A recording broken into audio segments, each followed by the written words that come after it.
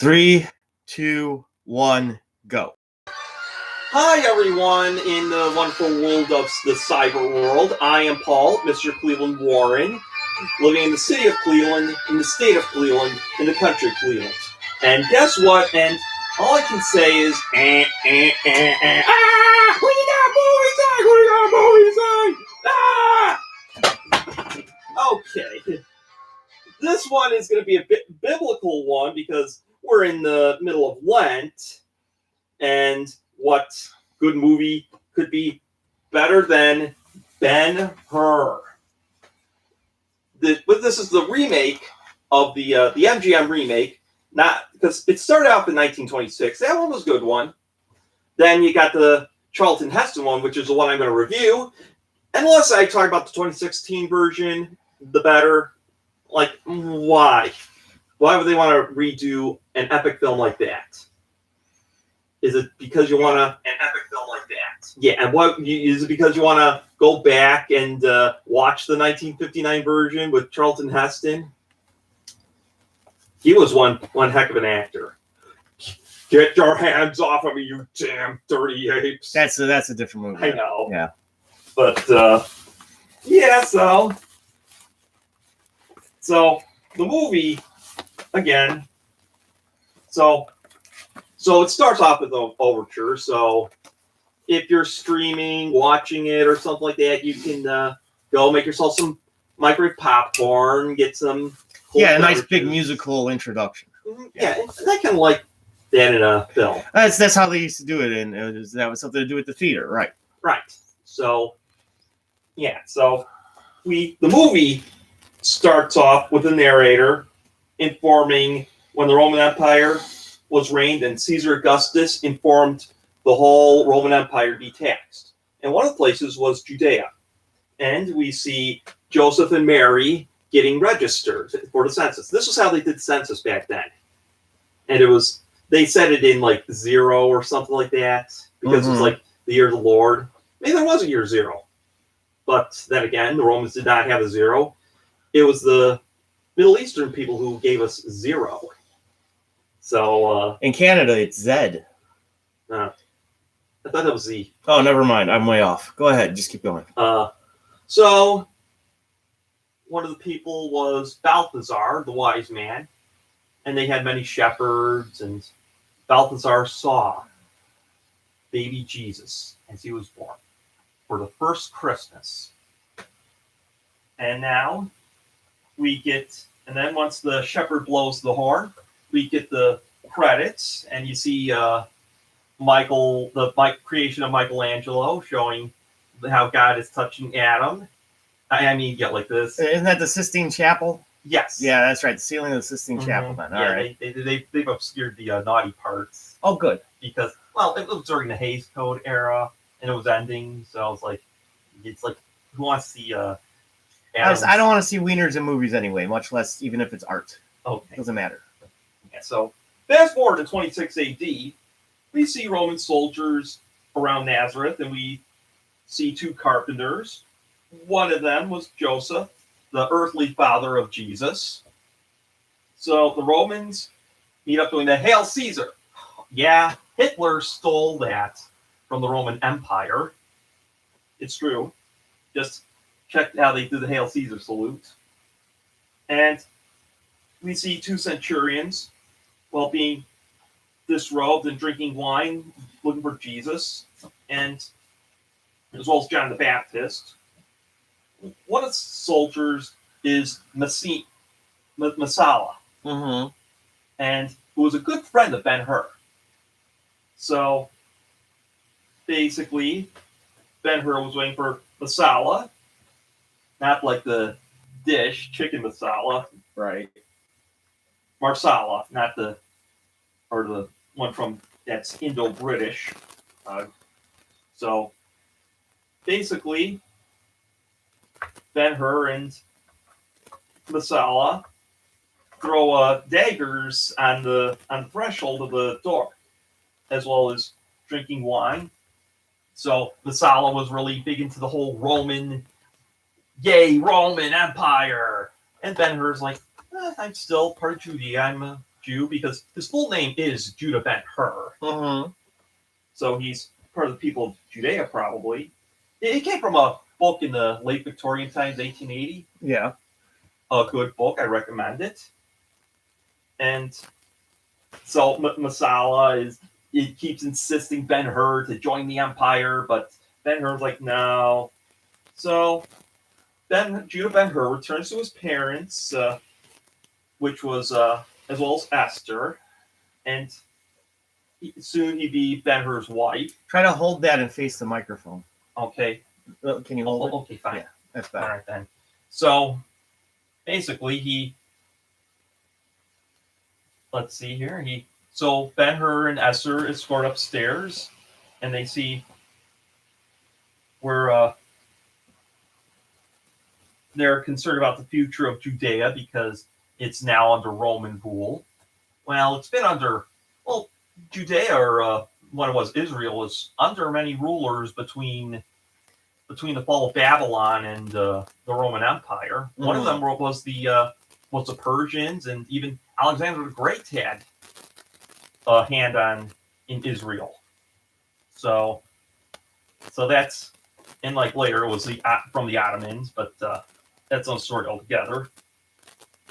And basically, so what happens is that Esther starts to weep because the Judea might be conquered by Rome, and then the next day there's a parade with the Roman centurions, and Ben-Hur and Esther is watching like up on the roof. Unfortunately, one of the tiles is loose, and Ben-Hur just whoop, and it knocks out a centurion. And so and Ben-Hur said it was an accident, but unfortunately he got arrested for his crime. So it was basically, and Masala is telling Ben-Hur's family that Judah Ben-Hur's now sentenced. And so for 3 years, the first part, Ben-Hur had to walk through the desert on a horse with no name. No, I was thinking that too. No, those were the Romans who had horses with no names. Yeah. But that was Neil Young. That's America. Sure. No, Neil Young was Crazy Horse. I know. It's just because people confuse that song "By America" for Neil Young. All right, whatever. Just keep going. So then the centurions decide to have a water break. You get from the well. So the centurions and the horsemen get water first. Yes, the horsemen were treated better than the prisoners in 2,000 years ago. And then Ben-Hur wanted water, but the Romans like, oh, he can't have it. He's being bad. But then Jesus comes by. You don't see his face, but right, it's implied. That it's Jesus. And he's giving Ben-Hur some water, and centurion was like, "Hey, don't give up Jesus." I know he didn't say it like that, but yeah, but that's funny. And so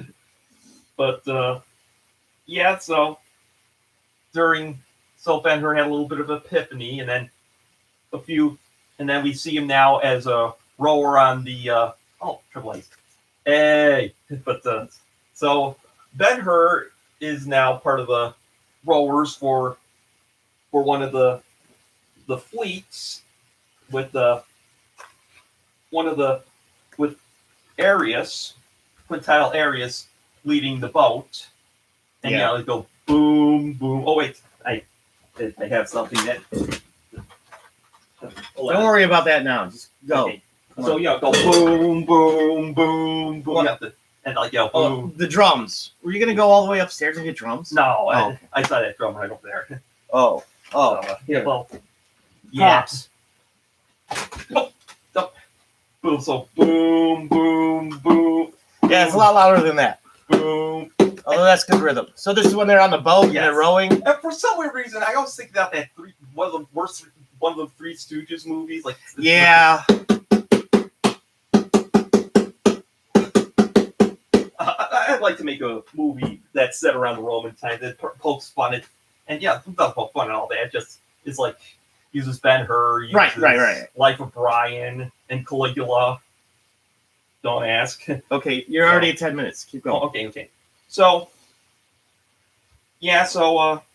Arius who's the council, was very impressed by Ben-Hur, and Ben-Hur stops in his quarters, saying that Macedonia is going to attack the Roman ships. So it was by then when Ben-Hur was refusing the offer from Quintus Arius, who actually acted a little bit like an atheist. There were atheists back then. Yeah. So the Romans and Macedonians had a battle, and that ship got destroyed, unfortunately. And Ben-Hur saves Arius's life, which actually made Ben-Hur now a hero. And not only that, but the Romans beat the Macedonians that day, even though they lost that boat, even though some of the prisoners were free. But again, Arius wanted to commit suicide, but Ben-Hur says, no, remember my God, which is God. So Emperor Tiberius wanted to talk about the victory that Ben-Hur has done, and so Arius apologizes and says Ben-Hur is no longer a prisoner in front of Tiberius. Ben-Hur and Esther join a party which includes African dancers, and the council, and like a lot of wine and food and whatnot, and probably people puking in the vomitorium. That's the thing that they did. That's right. So I'm not being weird. So, but there were a lot of interesting African dancers in that. But so everyone was impressed by Ben-Hur, and Arius respected the God that Ben-Hur is Ben-Hur's God, which is God. And so Ben-Hur decides to return as a free man. Balthazar spots Ben-Hur, thinking he's a Messiah, once the chariot racer was being scolded by Iterim, which was the coach. Okay. Ben-Hur decides to say, I can train these horses, and he does a lot of chariot racing at the time, just practicing time after time. And like after dinner, Ben-Hur burps, which is a compliment, meaning the food's good. And so the coaches, so Iterim decides Ben-Hur is trusted more. And Ben-Hur said Messala and he was from Balthazar, who saw him as a baby, and he walked towards his childhood home, seeing it all abandoned. But then Esther comes and was shocked to see Ben-Hur look there. And he collapses just minutes, and Ithamar and Ben-Hur embrace. Then he collapses just minutes of his return.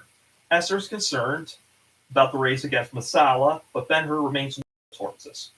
So the next day, Messala, who once betrayed him, now wants to compete against the enemy at a Roman bath, and Ben-Hur gives Messala a dagger, but Messala still remains ignorant towards the Ben-Hur as he gets ready for the chariot race. So Messala tries to see the prisoners, but they escaped or died for some odd reason. At Ben-Hur's palace, Esther is wondering who was in the courtyard, and he sees her friends who were once prisoners of Rome. They spot someone entertaining in the palace, wondering if it's a spy. The woman leaves. Esther, who weeps, we see Ben-Hur talk to Ithamar. Esther wants Ben-Hur to return to Rome, but when he sees the origins of his life, he weeps, then walks away. Mm-hmm. And then we get the intermission, which time for our intermission. Hey, yeah, good segue. That's how I do it with these two movies. Wait till the review Gone with the Wind. So, yeah, intermission for the movie, intermission for the show. I hope you're all enjoying this episode, and if you have not seen Ben-Hur, rent it, buy it, stream it, and I recommend the 1959 version, and if you still want the 1926 silent version, but steer away from 2016 version, please. The Heston year. What is that? 1959. Yes. Who directed that? It was a guy named Weil. It was not Cecil B. DeMille. Yeah, not DeMille. No, because I think he died after the Ten Commandments. So, Can somebody ask? I don't know who's Prefer the Hobbit. Is that a friend of yours? I don't know, but Is that a friend of mine? maybe. But I don't know. Who are you? Anyway, go ahead. And don't forget to subscribe for WBBN, Warner Brothers Broadcasting Network. Click that like, and you get subscribed, and you'll get notifications. More cowbell. So we get to part 2. And this is at the Roman Baths. Iterum places a bet against Messala for the chariot race. Messala states that Ben-Hur will win the chariot race, game 4-1. Isama, and there'll be 1,000 talents, which I don't know how much that is today, because Judas became a traitor with Jesus for 30 talents. So 1,000, that might be more than 30. Well, 1,000 is more than 30, yes. But what it translates to in the dollar, who knows? But yeah, that evening, Iterum sees Ben-Hur practicing and taking the horses to the stable and being nice to them and getting them ready for tomorrow. And the next day's big chariot race where Ben-Hur plays against Messala. He prays to God for forgiveness, and Iterum gives Ben-Hur the Star of David necklace. And yes, in chariot number 5, which is Messala, he arrives late. He's in black, so you can tell they typecast villain. Yeah, the bad guy. Yeah, stereotypical villain wearing black, coming in late, saying "hey, hey, hey," and has the saws on his. He's got the saws on the wheels there. Yeah, that's epic. There. Yep. He comes in and he says, "Hey, hey, hey." No, but okay. He's got an evil laugh, maybe. Somewhat. So, yeah. So Tiberius calls out Judah. The audience cheers. After that, and Messala's eliminating a few chariot racers as they get rushed away to the hospital or something. And he was eliminating the competition, and basically Ben-Hur is resolved towards Messala. Ben-Hur almost got wiped out by Messala's chariot, and he sees so basically Messala is basically cheating for some weird reason, but Messala winds up getting wiped out, and Ben-Hur wins the race. So many cheer Ben-Hur as they approach Tiberius, as Tiberius crowns Ben-Hur with one of those crowns with the ivy or something. Yeah. But that evening, Messala, being injured, is informed to work by the others, and Ben-Hur sees an injured Messala, and he's still upset for the defeat and wants to see Ben-Hur once more. Messala still sees Ben-Hur as an enemy, but Ben-Hur did not see that. Unfortunately, Messala dies because of all the injuries back then. He could have survived today, but not then. And Ben-Hur walks down to a leprosy colony, which had Esther's friends or parents or something, or woman, Miriam and Tirzah. But Ben-Hur tries to live a new life, and Esther doesn't want Ben-Hur to really suffer. Don't look down in the leprosy caves. But the thing is, that same day, Balthazar tells Ben-Hur about the Sermon on the Mount, and Ben-Hur walks away from it because he was still upset with life and everything. And Pontius Pilate, who's head of the palace, decides to make Ben-Hur a Roman citizen. But Ben-Hur gives Pilate back the ring that was given to him and returns to the palace that all distraught because his former friend was dead. It's like they didn't mend any bridges. And also his family, Miriam and Tirzah, had leprosy. Esther won't tell Ben-Hur Esther keeps telling Ben-Hur about Jesus, but he's like, and the Beatitudes, happy are the cheesemakers. No, that's not it. But then I said cheesemakers. But when Esther said that Ben-Hur could be like Messala, he started to reconsider. And so the next day, Ben-Hur goes to the leper colony, and Masao and Miriam and Tirzah were upset because Esther told Ben-Hur, but Esther said Jesus would help her. So as Ben-Hur takes Miriam Tirzah to the town of Jerusalem, they get slammed because of they're touching unclean people. You can't if you touch lepers, you're dirty, so you got to go take a bath. I wouldn't be surprised Jews were really clean in the medieval times, but Ben-Hur was about to see Jesus again, but unfortunately, Jesus was on his way to be crucified. They said, "Give us Barabbas, crucify Jesus." And Ben-Hur sees Jesus, and Ben-Hur realized that was the same guy who saved me. And so, like a little, like how it's like payback, or like what were they? Oh, not payback. Foreshadowing. No, that's the opposite. Because Ben-Hur gives Jesus water. The earlier part was foreshadowing. So now, basically foreshadowing to now. Yeah, the earlier part was foreshadowing. Now it's the yes, fruition of the foreshadowing. Yeah, and that was the time when Jesus couldn't carry the cross anymore, and but the Romans swiped the water off of Jesus' hand, off of Ben-Hur's hand, so that Ben-Hur can't give Jesus water.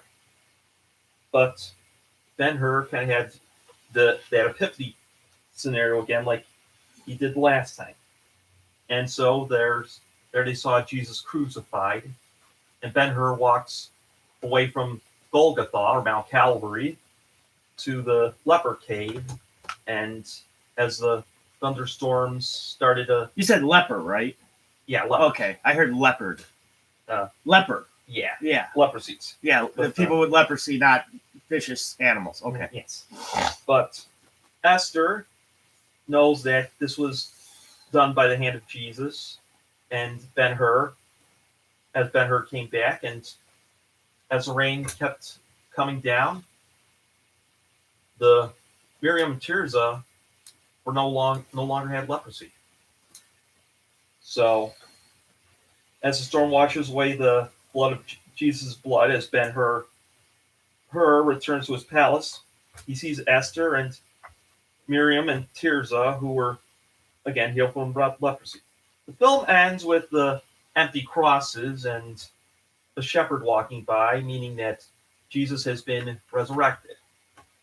And to be honest, this is one of my best Bible-based films of all time. So one of your favorites? Yeah, one of my favorites. I put it on number 3.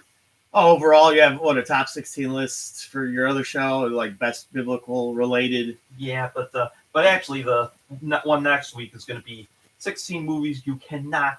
No, well, the one this week's Rock Hall, but the movie won't be 16 movies that could never be remade. Oh, okay. So yeah, unfortunately, this is not. It actually went down a notch because we're gonna wrap this up a little bit. That was an interesting movie. Yeah, at least it wasn't the 2016 version. And you did a good job of, isn't it like a 3+ hour long movie? It is. And you still recapped it in roughly 25 minutes, so that's not bad. That's a good job. But there's going to be another movie that's around 3 hours. You were saying you're Gone with the Wind is next week's? No. Oh, okay. Here, I'll give you a hint. I give you the 15th. Oops. The History of the World? No. Oh, wait. It's close, but what's the other one that Mel Brooks did? No. Damn it. No, it wasn't damn it. Here, I'll give you another hint. Let my people go. It also has Charlton Heston in it too. Oh, So it's not even a Mel Brooks movie. You just referenced the Mel Brooks movie Yes. to get me to try to figure out the 10 Commandments. Yes. Okay. I give you 50. Oops. I mean the 10 Commandments, right? Right. Yeah. All right. That's on my top 16 of biblical films too. Because part of it was filmed set biblically. I mean, it's probably more biblical than Ben-Hur, even really. Yeah. So it's a. I recommend Ben-Hur, the 1959 version, as well as the 1926 version. And I'll be back tomorrow doing a new segment called An Album Cover. And the movie will be Sgt. Pepper. The album will be Sgt. Pepper's Lonely Hearts Club Band. All right. And they got a lot of movie people on there. Fred Astaire, Marlon Brando, Laurel and Hardy, Marilyn Monroe. So that's it for today. I am Paul Mr. Cleveland Warren, living in the city of Cleveland, in the state of Cleveland, in the country of Cleveland. That's all I Cleveland. Good night.